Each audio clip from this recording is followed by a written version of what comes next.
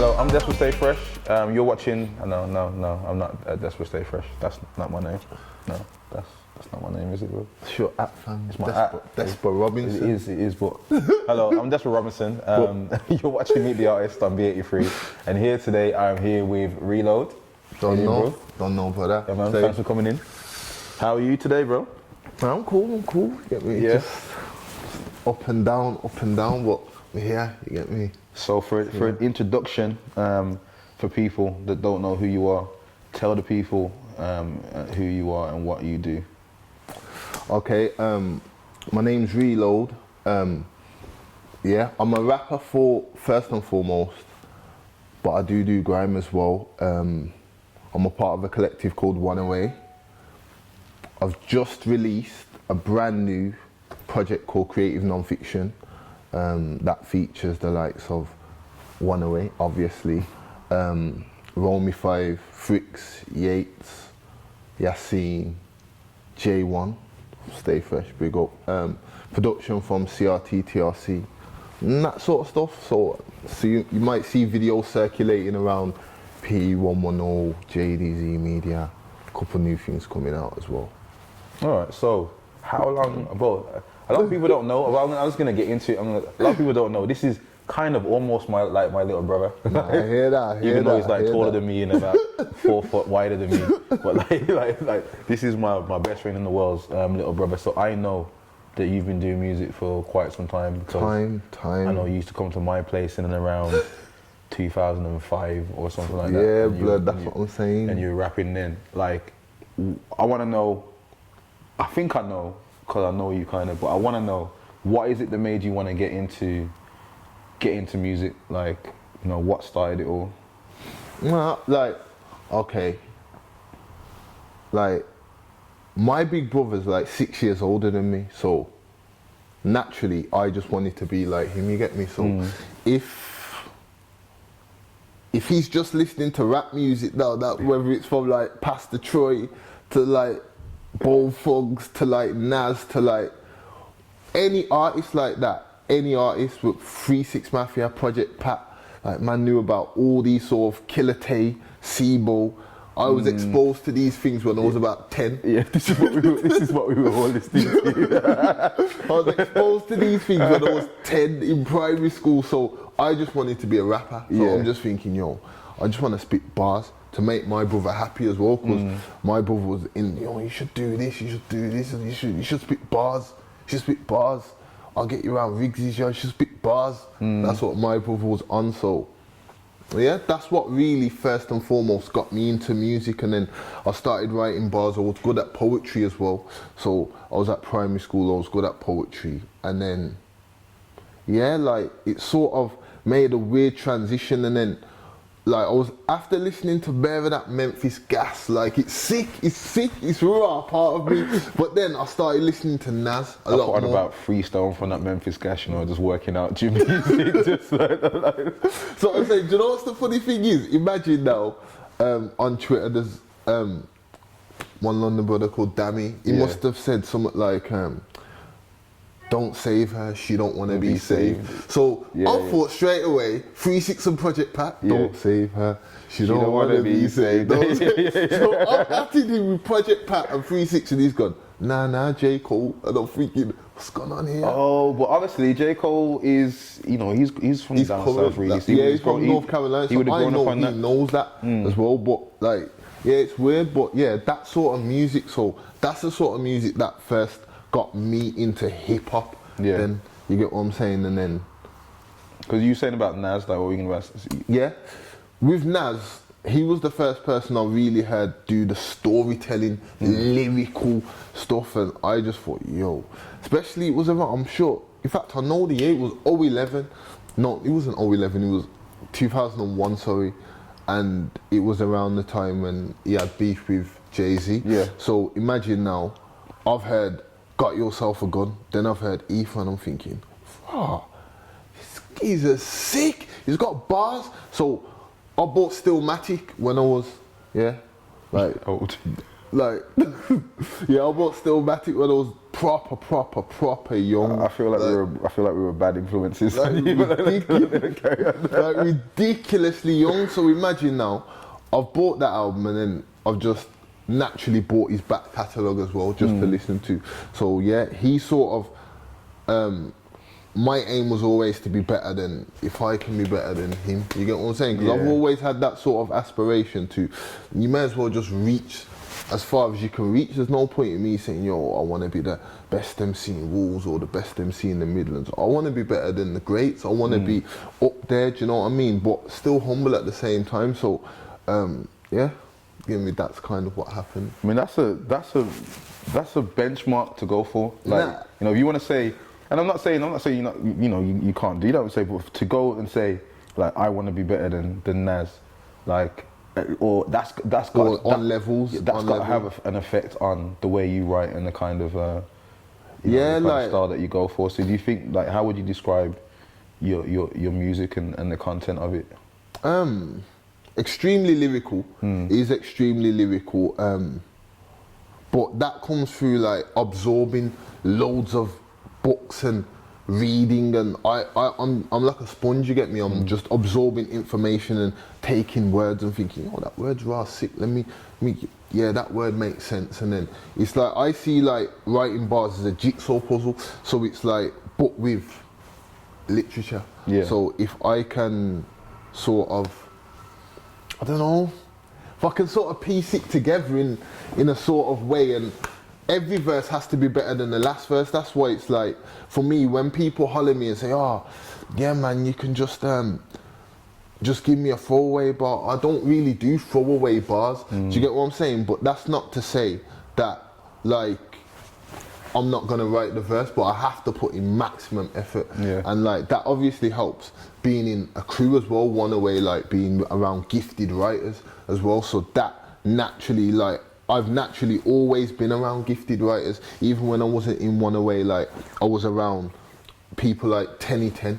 Do you get what I'm saying? Yes, like back in them sort of days. You were around Wolftown, do you know what I mean? So I was around like Tenny Ten, Wolftown, and like Tenny Ten, bar for bar, he's one of the best as well. So naturally, I've always had good people to sort of like, okay, like, you can't be shit then. You can't be shit. You've got no choice but to be on levels, you know what I mean?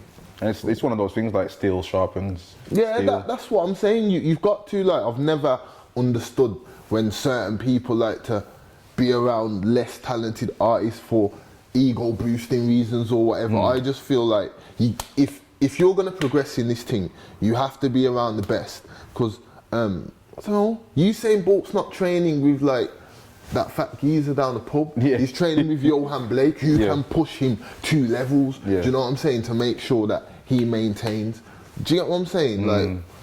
Like same example with anything like Messi. Lionel Messi's not training with bums. He's training with Suarez and Neymar to push, and Iniesta or whatever to push himself up. You get me? So I have to try and push myself around the best. Like, I respect that a lot, because like you said, you mentioned, you know, ego and all that kind of thing, and you know, you'll find that some people, they want to outshine or stay on top of it, people that they're around, and not be like, you know, not being pushed by them, but just kind of want to like, I'm the best one, rather than thinking, how is it benefiting me? That's what being around all these people, and how does it push me forward?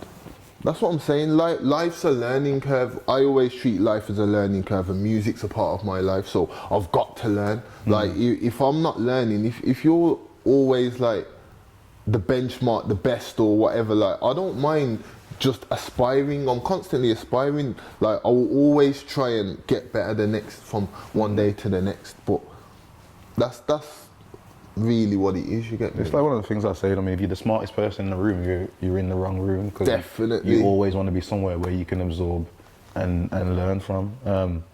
What I want to do though is take it to a question now. We've got at OD Price _ who's asking a few questions, so we will definitely try and get to them, brother. Who were your inspirations before you got into grime and rap? I think we covered that, but if there's anything else you want to say, or anybody, you know, go ahead and do that. But who were your inspirations before you got into grime and rap? And who are you listening to now? Okay. Before I got into grime and rap, I'm trying to think. Obviously, like my big brother, like he was my inspiration before I got into anything, but he sort of pushed that music on me. So it was like, I'm grateful for him for that. So that's that question sorted out. Who I'm listening to now? Let me just check who's on. Yeah, he was on my your phone, playlist. brother. who you got there for, man, bruv? I got random stuff, you know. You know, I don't take as much time as I should do at the moment to find new music, you know, but new music that it's not like the biggest names and stuff. Even though I'm killing this Drake mixtape right now. 10 bands, 100 bands, 100 bands. Let's not even forget it, man. I'm just gonna hum while reload looks for this music. I'm gonna treat it like radio, you know, just like, I'm gonna say like radio, there's no free space. Can't be any silence. Can't be any silence on radio. Okay, cool. So we're just gonna say nothing. Okay. So we're just gonna fill all the time. But cause I'm really interested to know, because I always like to take people's musical libraries and pick something out for myself. Different, you get me? Like, obviously I've got classic Nas albums in there that they don't leave. But then I've got Damian Marley album that hasn't left. But then there's different people like FKA Twigs. You know what I'm saying? You know what I'm saying? Like something random like Which that. one's your favourite? What's your favourite song from that album? I'm trying to think. Give me 1 second. I'll tell you. I like 2 Weeks. 2 Weeks is bait, but I like that video girl. Nah, 2 weeks. She's a girl from the video. Nah, 2 weeks. 2 weeks. 2 weeks. She sounds a lot like a Leon. I mean, is anybody kind of UK rap or grime bass that you're listening to? Yeah, right Little now? Sims is hard. Yeah, I feel Little Sims is hard, but yeah, like there's a few like Little Sims is hard, but there's a lot of people in the Midlands as well. Do you get what I'm saying? There's rather a lot of people in the Midlands. There's obviously there's the obvious names. You get what I'm saying? There's obviously like Stay Fresh, Invasion, but I'm feeling from the Midlands at the minute. There's a couple like I'm feeling Romy 5. I really like Romy. Romy's Romy's going in. You get He's one of the people I always like say like, yeah. He's going in. You get me. Fricks. I like his delivery. He's Fricks going is in. sick as well. Fricks. Obviously, a lot more 118. You get me. I listen to them, but SP as well. I listen to SP. You get me. And I feel like a lot of people. It's like he's under the radar. I'm looking forward to talking to him, man, because I don't feel like his name pops up in as many discussions as it should do. Yeah, you know yeah. So, I hear that, but I feel that like he's gonna do a lot this year. You get me? Like I feel like he's gonna do a lot this year. Like I've heard some of the stuff and he's gonna bubble. He's gonna do a lot. You get what I'm saying? Yeah. Like he's one of them ones where he's always working. When he's quiet, he's working. Like when he's active at a show, he's working. Yeah. Do you get what I'm saying? So like, yeah, like feeling that. You get me? Like, so out of more or less covered. That's who I'm sort of listening to. I know it's unfair because they're my colleagues as well, and I make music with them. But yeah, apart from that, obviously, there's a few. I sometimes listen to random things. Sometimes if a YouTube video catches you and I think, or I'm sitting down with Messi and we just click on something on YouTube, something gas, you get me? We're like, yo, my man's gas, blood. Yeah. Listen to that again, you get me? Like, it's just, that happens, you get me? So. I mean, do you find, obviously, I mean, this might be a stupid question, but like, do you find that the YouTube platforms like, you know, your P110 Media, your JDZ Medias, your SPTV, your Link Up TVs, do you think that they've been really beneficial for an artist like yourself and for even you to find new artists to listen to or maybe collaborate with? Yes and no. I'll say yes, obviously. For an artist like myself, it definitely helps. Like P110's helped massive, JDZ helped massive, Grime Blog helped massive. You get what I'm saying? Yeah, even back to the start, like T-Shaw Media, he was a media channel in Wolves. He helped me. Yeah. He helped me a lot. And you do get exposed to like certain channels, but to certain artists, I should say, on these channels. However, I do feel that there's loads of artists that like are very talented, Like you'll see them at live shows. You'll see them like, especially because like another thing as well. We'll get into like I'm sort of for the last 2 years. I half live in London. Do you get what I'm saying? So I go to a lot of live shows. So if I'm going to, well, I used to. Well, I haven't been in all fairness, in about 6 months, but I used to. You get what I'm saying? I used to. So imagine when you go to a lot of live shows, you see certain people and you think they're hard, especially like singers or different random quirky individuals like poets, or my man's just a drummer that raps, or you get what I'm saying, or you see those sort of artists, and I don't think the YouTube platform caters for them enough. You get what I'm saying? If I'm being brutally honest, like I feel that I was saying this to. I apologise. It's cool. It's cool. I was saying this to. I can't remember who I was saying it to, but I was saying like I feel that good music sometimes gets swept under the carpet because. Although I like the gas, I do like the gas. I like consciousness, but I do like the gas. I'm not going to lie. I feel that there's a lot of good music, good musicians and good artists that don't get the exposure that they deserve because they're not talking about how much bricks they're moving, or they're not talking about, or they're not from a certain estate, or they haven't burst a whap at a man, or do you get what I'm saying? Like I feel that people are more attracted to and gassed to the culture rather than the music anymore. Do you get what I'm saying? There's people that will be like, okay, like, have you heard about my man? My man's raw on 300 views, 300,000 views. What's he done? I don't know. But he's like, has he got bars? He's okay. He's okay. He's got views though. He's whopping blood. Yeah. He's got views because like I've really heard, like I've got cousins that are down them sides, and my cousin told me that he's really about this murder game, blood. Like that's cool, but it's like sometimes they sort of swallow the real musicians. Sometimes that's not to say that they're not real musicians, because they are, but they sort of swallow the sort of a bit diverse musicians. That's why it's a good thing even stateside that like Drake and Kendrick and even J. Cole, they're doing well because they're not all talking about this sort of like Meat Mill sort of rap. But I feel Meat Mill, but I'm just saying, you get what I'm saying? Like in the UK, at the minute, it's like everyone's sort of absorbed in gas. You get what I'm saying? If I'm being honest, that's what I feel. It's an interesting point to what you've raised though, also, the three names you've mentioned, Kendrick, Drake and J. Cole, being people that aren't talking about, you know, killing your whole family and putting them all in a trunk and selling brick after brick after brick that they've never actually sold. They're probably three of the biggest selling artists right now. Like Drake just did 500,000 in a day. J. Cole's done, I mean, I think he's gold now in a month, and obviously we all know about Kendrick waiting for his album. He did really well as well.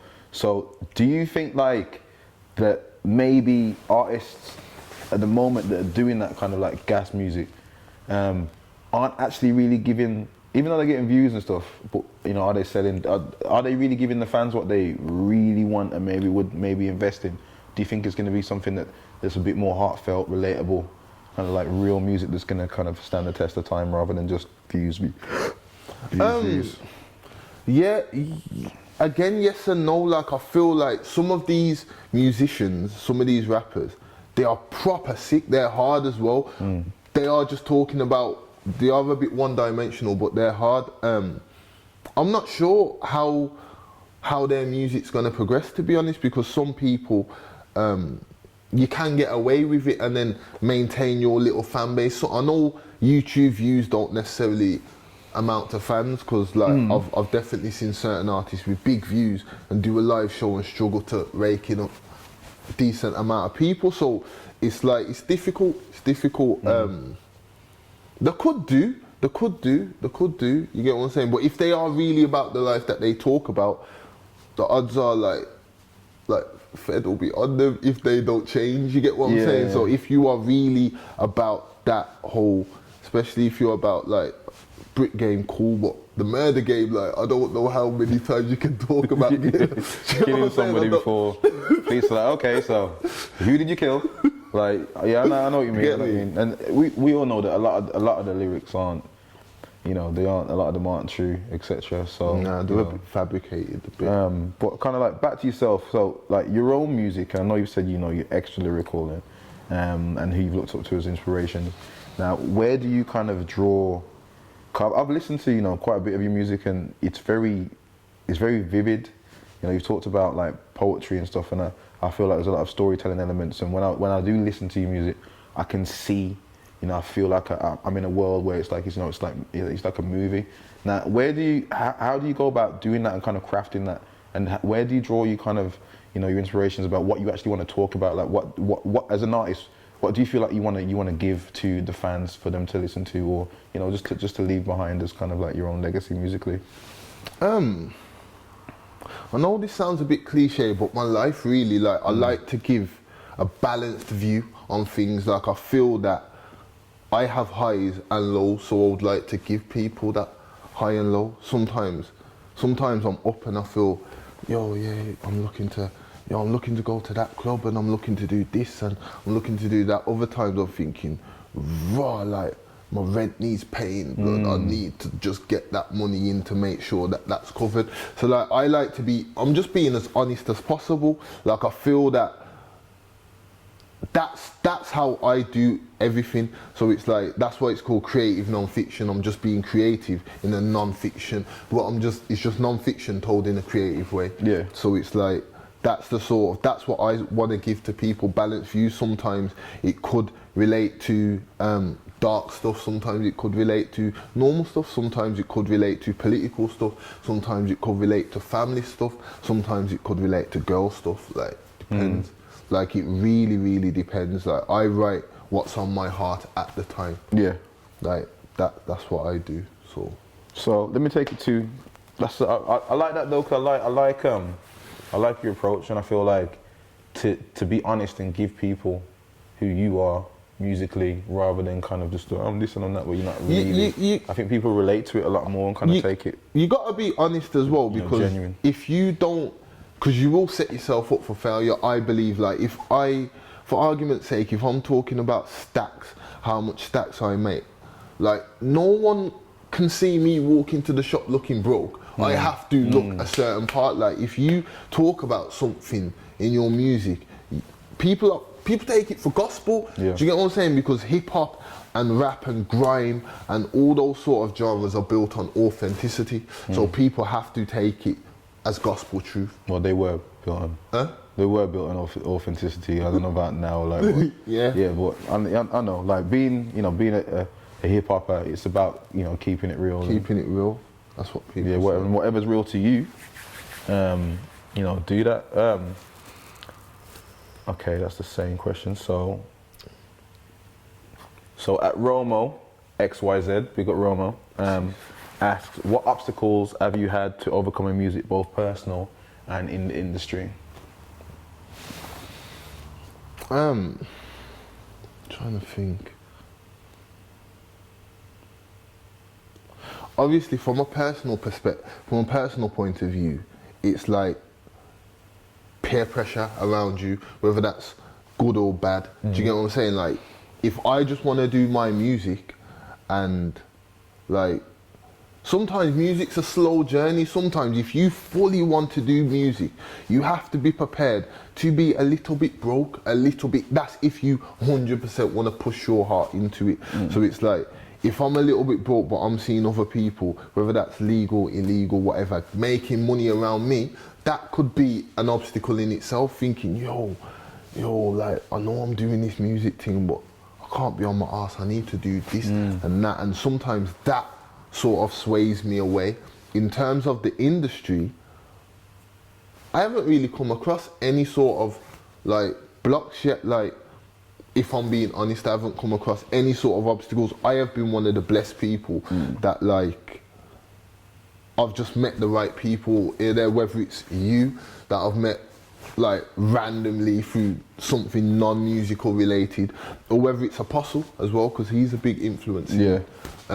Where I've got to as well, you get what I'm saying? So whether it's that, like, I've always had a knack for meet, or the people have found me. Do you get what I'm saying? Even like in 2013, I won the Outlook Festival competition, it's like that was a thing where I thought, okay, I'm not gonna win that. Like they've already got it in their head who they're gonna win. I'm just wasting my time. But I'd rather won that competition and got to perform out there. Obviously, like. So let's. Cause I was gonna get to that. So let's expand on that point there. So you won 2013. 2013. Was it SBTV? Yeah, it was with SBTV. And was it any particular like category? Was it like best rapper or what was it? Or best artist? What was it? What it was, there was a production called Breaking Bad. The beat was called Breaking Bad, produced by SX, or shout out to SX as well, you get me? And you just had to do the best song over it and then send it in. But they had over like 500 people send their stuff in now. Really? So you wouldn't have that many people? That's what I'm saying. They had like 500 people send it in. But I was the only person, I don't know how, whether it's creative or obvious, I made the song called Mr. Heisenberg. So it's like, the beat was called Breaking Bad. So it was just waiting for, for me to, I naturally thought, Mr. Heisenberg. I was watching Breaking Bad at the time. Oh, everybody was watching Breaking Bad at the time as well, weren't Mr. Heisenberg, so I won the competition. I thought, wow, like I won. You get what I'm saying? I found out, like, I knew I got shortlisted down to the top 5. And then I found out when everyone else found out as a tweeter. I didn't know. I had an iPhone at the time and I checked it. It said, the winner is blah, blah, blah. How did that feel? Bro, I was gassed. You get me? I remember I was gassed. I remember Messi phoned me. You get me? So shout out my brother Messi. Like he phoned me and he was like, yo, so what you saying then, blood? Like SBTV following you now, yeah, blood. So I was thinking, raw, that's sick.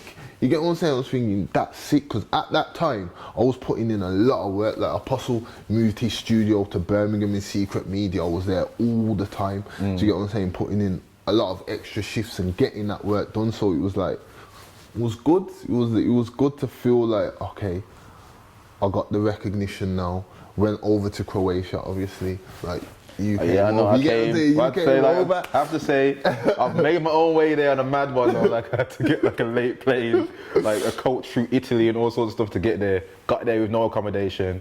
Thankfully, my brother Reload sorted me out, but gave me a ticket to get to Outlook Festival. And I think it's one of the best experiences, sick, like musically, that I've ever had, bro. Like to be honest with you, sick, fam. Like here, people like Capleton, even like, do you get what I'm saying? Like we were on stage. Yeah, it was on stage with Capleton and Rodigan and Mostef J Electronica. Oh you yeah. know what I'm saying? When man was spitting back-to-back bars, he was like, you got bars, son.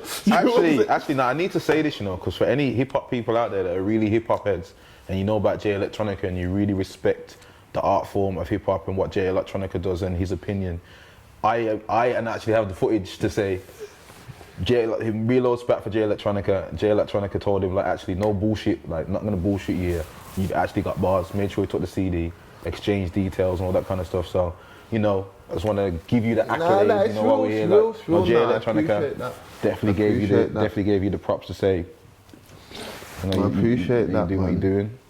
Like, it was good, man. Like, that was that sort of, I'm glad I got exposed to that. Like, so, that was the important thing. Like, I got exposed to the whole thing, and when I came back to England, I thought my whole mindset was like, I want to actually push this as far as I can possibly get. Like, okay, safe, I got there off a competition, but next time I'm gonna get there off my own, like, hard work and merit. So that's what I'm trying to do. You get what I'm saying? But do that plus a bit more now.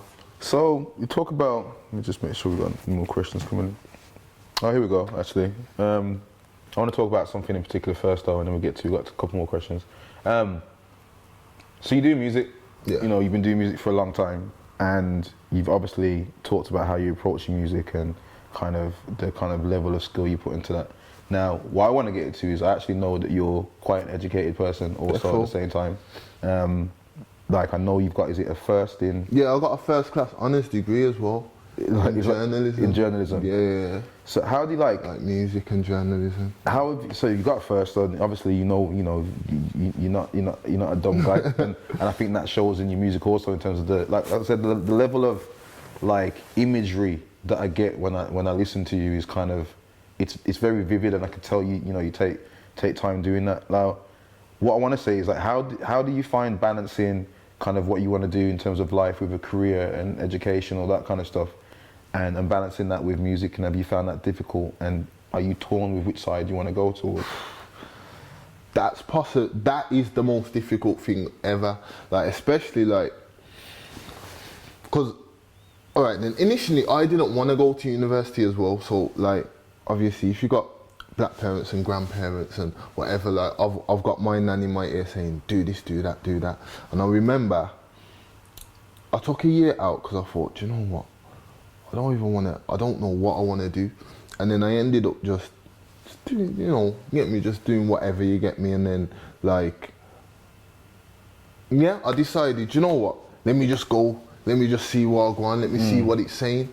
I went there and I liked it, you get what I'm saying, I enjoyed it, like, and that's when I knew I loved learning. So yeah, done it in 3 years, done the 3-year degree, and then I could have worked as well. This is another thing, I chose music, like I could have worked for a big national publication, a black national publication called The Voice. He offered me, the sports editor offered me, yeah, come work as an intern and work your way up through the paper. And then, but at that same time, I just moved back to Wolves, because just moved back to Wolves, started getting into music, and I just wanted to do music. Like I thought, do you know what? I went to uni, done the 3 years, not even treating it like it was jail, but I'm just saying, you know what I'm saying? Like I went there, done the 3 years, got the certificate. Let me do me now. Yeah. Do you get what I'm saying? Let me do me. So that's exactly what happened now. It's like, since I've decided to do music, it's almost like, I don't know, it's weird, like I don't see no other career path for me. Okay. Like I've always done music, I was into I've done music before I went to university, but during that period when I was at uni, I find it hard to focus on two things at the same time. So yeah, I just focused on that. Really, in the first year I messed about a little bit, but in the second and third year I focused to try and sort it out, because anything I put my mind to, I try and do it to the best of its ability. So that's what I treat with lyrics, with anything, try and do it to the best of its ability. So yeah, I went to uni 3 years. Yeah, that's a difficult that's a difficult like obstacle, like, because I know if I put my mind to it and I applied for hundreds and hundreds and hundreds of jobs, one of them will come off, but it's not for me. Like, it's not like, that's not for me, if I'm being honest. Like, I set up my own company for a little bit as well. That's another thing that I did with that degree. So with that degree, rather than work for a paper, I thought, do you know what, let me set up my own little magazine. And then again, music took over that. Like I tried to set up a magazine, get writers involved and get videographers involved. And how far did you get with that? I got quite far, you know, and then One Away happened. Do you know what I'm saying? And then I got the call saying, oh, I want you to do this and do that, and I just thought, you know what, let me just have some me time. So since then, it's just, that's all it's been, music. And you feel like you've made the right choice? I hope so. Do you get what I'm saying? Like, I do feel like I've made the right choice, but sometimes, you know, like if you hear like if I see my nan like, oh, Christian, do you know what I'm saying? Like, you have a first class honours degree, and do you get what I'm saying? Like, sometimes I have to hear that noise. Because I have to take it across the world as well, you know, like first class honours degrees. Not to try and like, I'm just saying, like, I understand what she's saying, and I like to talk to people and kind of find out how they feel about, you know, situations. So no, it's real. Like, it's like that's it. It's like, there's a lot. But you'd be surprised, man. There's a lot of brothers in this music thing. That this is another thing. I'm glad you mentioned university, because a lot of people, there's a lot of men that you think haven't gone to uni, have raw gone to university, you know. There's bare of these London rappers, bare of these certain Midlands artists that have raw gone to university, but they don't talk about it. Never talk about it. Never, like, they're ashamed of it. Like, okay, cool.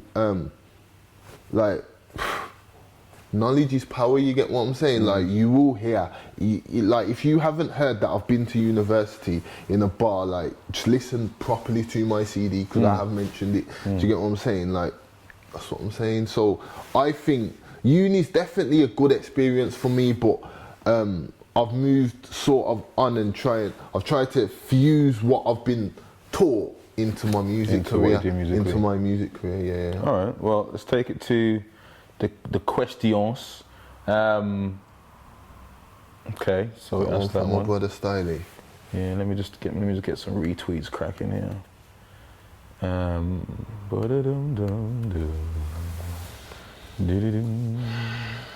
At Styley Official asks, what's the biggest highlight of your career so far? What's the biggest shining light?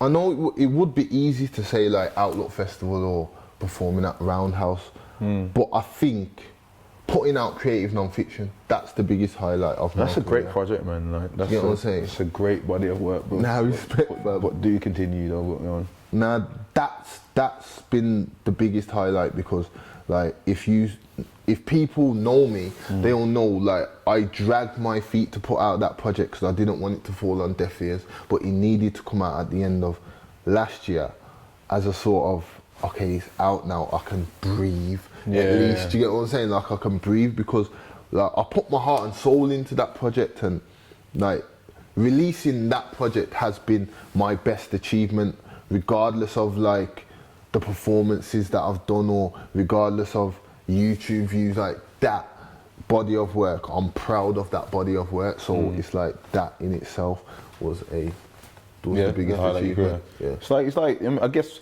working on something for so long and releasing it, it's like having a child, isn't it? Like giving it to the world, like, okay, like this is. Yeah, I didn't want to give it away. I didn't want to. I did not want to like give it away. Like I wanted to. Oh, I gotta make sure that I do this video, that video, that. But at the time I'm doing that, I've got other songs building. So I'm in a situation now where like, obviously I don't even know if I want to free this, but when people are hearing my stuff now, some of the materials like 2012, 2011, 2013, and it's coming out now, whether that's like live spits, whether that's, so I'm in a situation where I'm stockpiled with loads of material, so it needed to come out in order for me to breathe. Yeah, you can't just sit on everything that you make.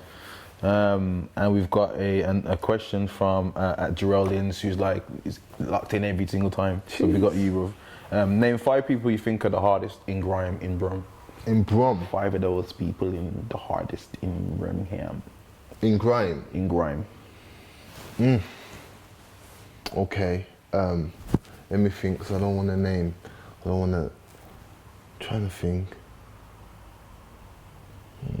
Birmingham.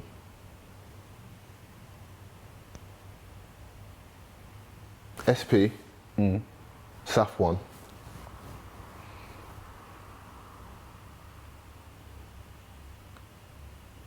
Daps. SP, Saf 1, Daps. Hitman.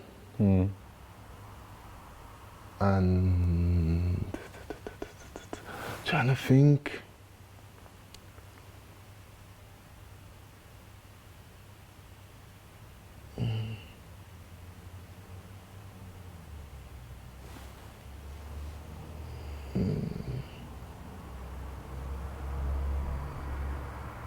I don't know, it's like a toss-up between like I'll give you 6 then. They get me Temper and JK. Then those are the 6 that I feel from Birmingham are they're the hardest. You get what I'm saying? Like that's what I think. Like, and shout out and obviously rest in peace, but Deps, man, he was like in my opinion the hardest. Yeah. Graham MC. I mean, sat down with. Did you have a chance to meet Deps? I sat down with Deps' mum yesterday. Yeah, me and like. We had a good talk, man. That's what I'm saying. Me and Deps was quite cool, you know. Like, there's a few ciphers that I've been involved where he's involved, and when I was recording creative non-fiction, he was recording Too Real as well. So our studio sessions would be either after each other, or before each other. So you like yeah, we was crossing on the verge. path? We was on the verge of making a tune together as well. Yeah. So it was like, I've still got the DM as well, the inbox saying, oh, let's do something, and it was mad. Do you get what I'm saying? It was raw mad. Do you get me? But yeah. Okay, so we've got I Am Super for Life says locked into Despa Stay Fresh. I mean the artist featured from Brother Reload, so big up him. Yeah, Give you a shout out bro, for super. watching. At OD Price _ asks again, he asked another question. Who would you work with out of Invasion and Stay Fresh? Who would you work with out of Invasion and Stay Fresh?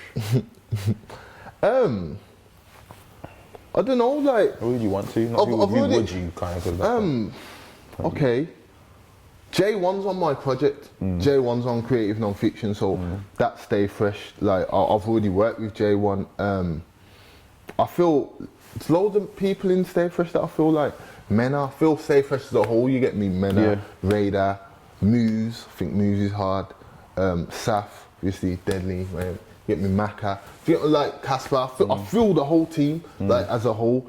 Same with Invasion as well. Like I'm due to work with at least a couple members of Invasion. You get what I'm saying? I've been due to work with Villain. Obviously, he's the London-based Invasion representative.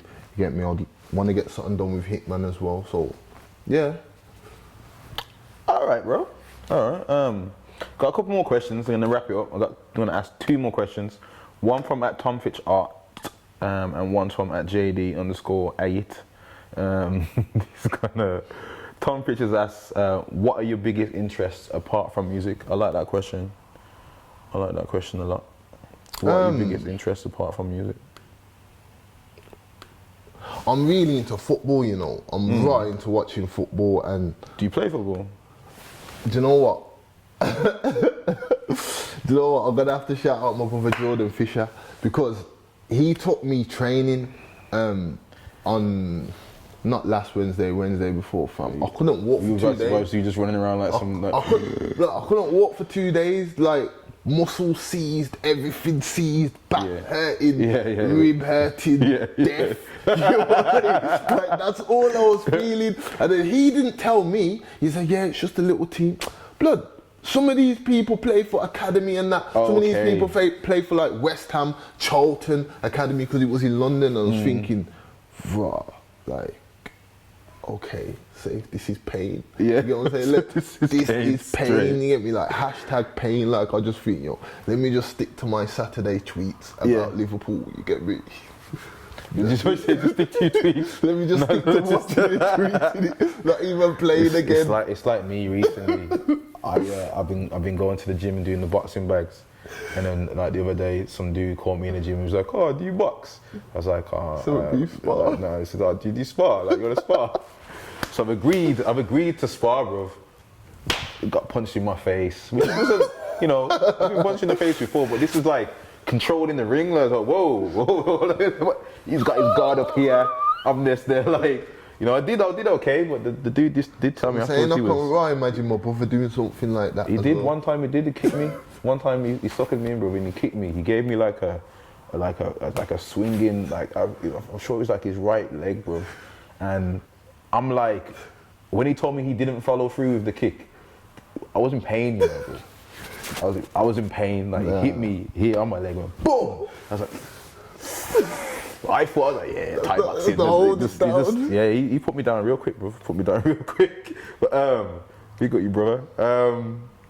Okay, big up at JD_8. He asks, opinion on rappers overseas such as Drake showing love to MCs in the UK.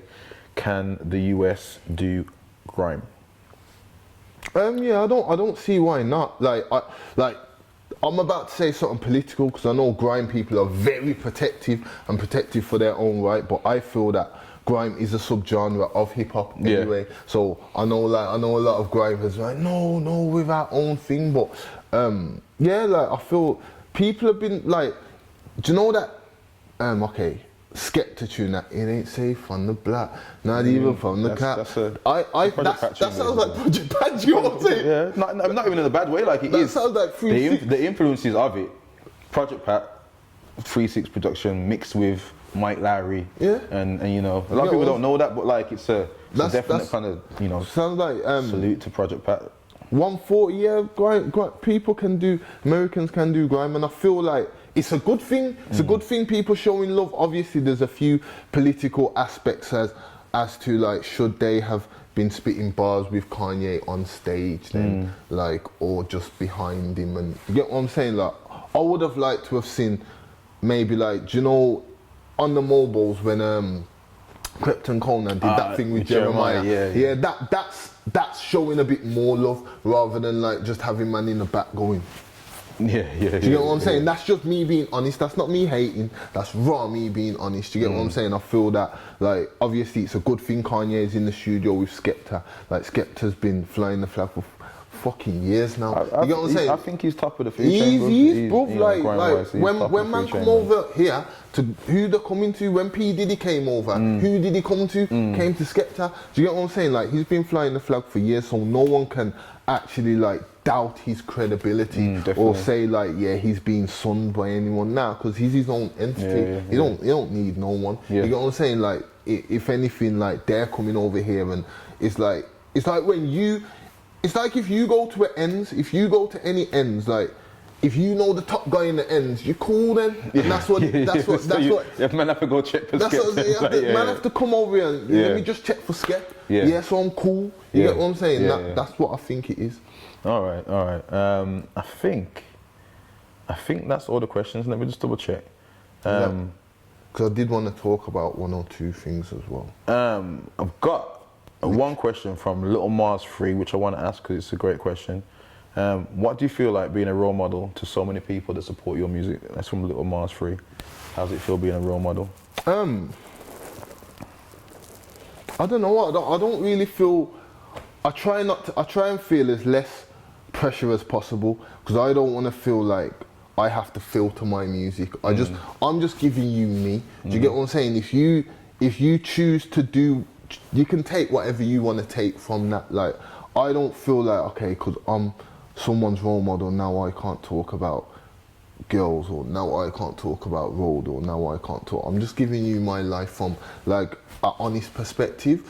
I do accept that young people obviously are impressioned by like MCs and rappers, so I do respect that, and I do appreciate that, and if someone was to ever come and ask for advice, I would give them my honest opinion and honest advice. So it does feel good, but I try not to let the pressure get to me. All right, cool. No, that's a good response. That you gotta still be you, and I've still gotta be me. I don't feel pressure. Like when I see certain MCs getting, or certain footballers getting murdered in the press for, these footballers should be this, and just let them live in it. Do you know what I'm saying? Like, people need to live. They are humans as well. Do you know what I'm saying? Like, they didn't ask to be anyone's role model. It was bestowed upon them. Do you get me? So, what is it that you want to talk about right now? I just wanted to thank you for inviting me, obviously, and like to talk about a few up and coming projects that my whole team's got one away as a whole. Do you get what I'm saying? So. We've got a mixtape dropping as well. So we was on, Big Mike is on Sunday as well. You get what I'm saying? Like, Big Mike. Shorty D's on Who's the Boss. Shorty D and Boots have got a little joint EP coming as well. Messi's just released his EP, instrumental EP. Very talented producer and artist. J-Man's got a little mixtape coming out. CS has got a little mixtape coming out, and it's good. Like, this year's been a good year so far. Like, the team's active as well. You get what I'm saying? Like, the whole 1away team is active. You get what I'm saying? So I did want to leave people with a message that, like, it's not just me. Like, everyone around me is coming. You get what I'm saying, for this thing. So. And the last question I want to ask you, this is the question, as I say, I ask everybody as the final question usually, is where do you see yourself in 3 to 5 years? And do you know what? If I'm honest, I see myself as a successful musician, you know, like really successful, because I don't give myself, I'm not easy on myself, I'm hard on myself. Like, I've got no choice. I have got no choice. Like, you think I can't be listening to mine and talking you got a first class, and when you choose to do something and you've got other options. People will let you know. Yeah. If you fuck up, people will let you know. Yeah. Like, you know you fucked up. You know you fucked up. Yeah, So you know you done fucked up. you know. Nah, but you get what I'm saying. So for me, like, I've got no choice but to be successful. Yeah. So I push myself every day. I train every day. Obviously, I'm a bit chubby at the minute, like, so I don't physically train, but I'm getting into that as well. You know what I'm saying? So it's like, you get me? Like, I'm just trying to, like, I train myself lyrically, mentally, spiritually, everything for this thing. You get me? So. Yeah, man, I respect that, bro. Yo, thanks for coming in. Don't know. Everybody, you've been watching Meet the Artists. I am Despa. I've been here with Reload today. You're watching be83. Stay tuned, because after this one, I've got another interview with Snowy coming up straight after this. Man, like Snowy, large up. So make sure you follow me on Twitter at Despa Stay Fresh, and you'll see the link for Snowy. But yeah, Reload, thanks for coming in, bro. Don't know. Again, man. Yo. Yeah. Bless, fam. Yes,